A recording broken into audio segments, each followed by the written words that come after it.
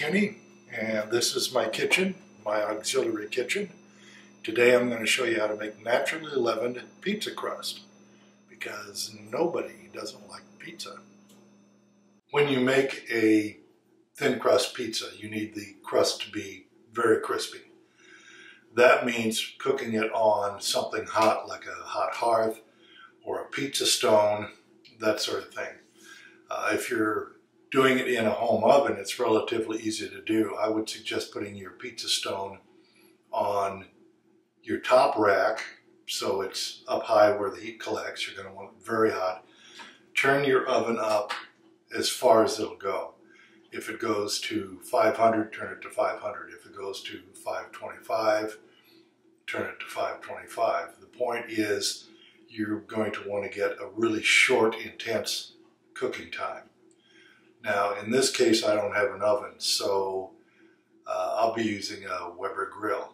As far as time, don't go by time, because at these high heats, a few degrees can make quite a bit of difference in time. You're just going to want to go by how it looks. Your cheese is probably going to start to be browning if you're using cheese on it. You're going to see some browning on the crust, which is indicative that it's just about done.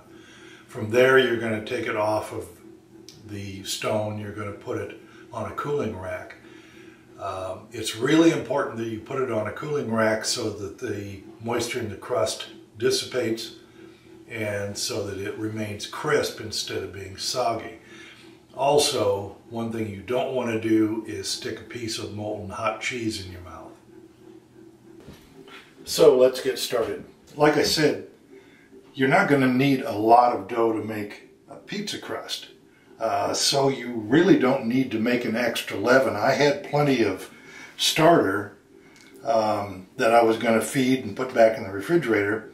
There's 40 grams of the starter. I've got them all on note here. I've got 460 grams of bread flour. I've got 300 grams of water, and for my friends that are metric, I realize that this should be milliliters, but you know, I figure water weighs the same just about any place. I've got 3/4 of a teaspoon of salt and 3/4 of a teaspoon, 40 grams of olive oil. And I've got a red cabbage that's going to be for supper. So we'll put this all together. First thing we'll do is assemble our dry ingredients, which will mean our flour and our salt, which in this case is sea salt. I'll stir that up. Now I will put the 40 grams of starter. Like I said, normally you'd make 11, but there is just so little to this that doing the extra step just really wasn't worth the time and effort, and I had plenty of starter, which will function as your leaven. So I'll break that up. Now, the one thing I did forget to mention is honey. And there's going to be about 3/4 of a teaspoon of honey, which I'm just going to eyeball, about like that. A little more is definitely not going to hurt anything. So I'll get this stirred up.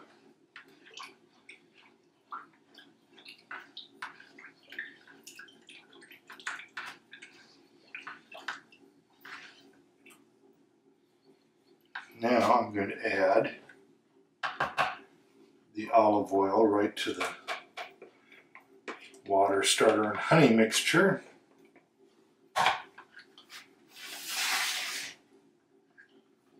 And I think I'm going to put it in a little larger container here, so that when it rises, it doesn't rise right out of the bowl. Okay, so I'll give this a quick mix. Pour that in. And use the spatula to get that all incorporated. Now, when you get done with this, what I'm going to do is I'm going to just cover this and let it rise right here in this container. Although, one of the great things about this recipe and a lot of naturally leavened bread dough recipes is that they tend to benefit from a very, very slow rise. So let's say you have a weekend coming up and you want to make pizza and you don't want to do it at the last minute. Instead of leaving this in the bowl, I would take this dough and put it in a gallon freezer bag, Ziploc freezer bag, or any kind of storage bag, and then I would remove the air from it and pop it in the refrigerator. And I've literally left this dough in the refrigerator for like, 4 or 5 days. And the slow fermentation and that slow rise seems to really benefit the flavor. So if you're thinking in terms of making your dough ahead of time, then do that. And then all you have to do is, when you're ready to make your pizza dough, is to set it out, bring it up to room temperature, and then proceed with the next step. So, there we go. That part's done. I'm going to simply cover this with a cloth. Now in this case, I will leave it at room temperature and it will be ready to make the pizza tomorrow. I'm going to show you how to make the sauce first, because you can make this ahead of time and then put it in the refrigerator and use it when you're ready to make the pizza, or you can use it fresh. What I'm going to start out with is a small container of tomato sauce. You don't need a lot, and you'll see why shortly. I'm going to take a small pan, and I'm going to put the tomato sauce right in it. Now I'm going to add about 2 tablespoons of, 2 cloves, garlic, which I chopped fine, and I mashed it up, so it's very, very fine.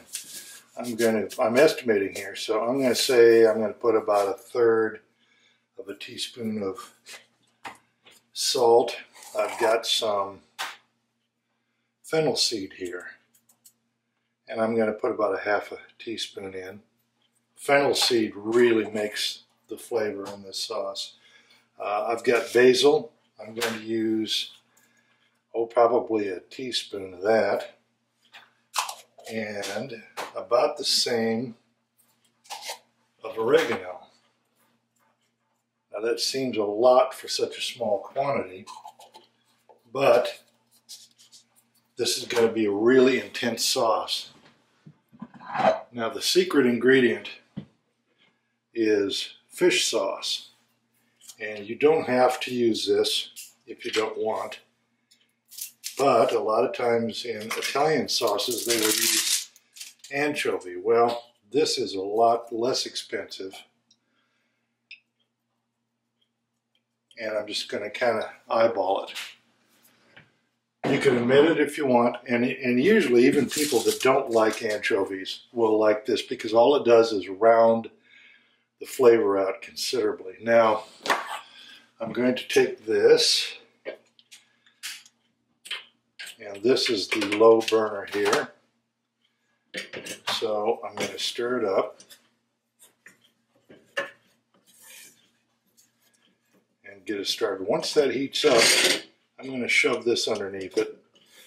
At home, when you have a little more control over your heat, put it on a simmer, turn it down to low.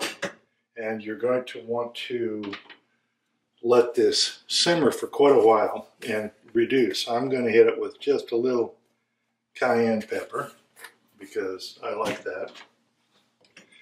Give it a little bit of spice, or red pepper flakes would work.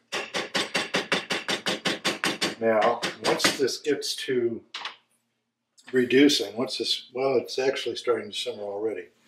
Okay, in that case, I'm going to reduce the heat like that. And I'm just going to take a loose lid and set over it so that the steam can escape. And this will reduce and get thicker and thicker.